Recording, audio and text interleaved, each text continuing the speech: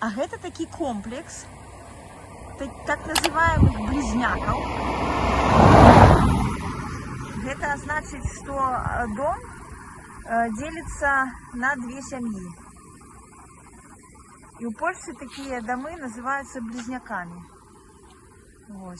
И это уже вельми типова такая застройка для польских вёсок. Тут есть все коммуникации. Как бачите, тут лежит асфальт. Ну, вот тут идет дорога. Вот. И наогул гэтыя домы як у городе. Тому сегодня жыхары Польши могут выбирать, где им лепей жить. У городе ці у вёсцы. Усе за і супраць.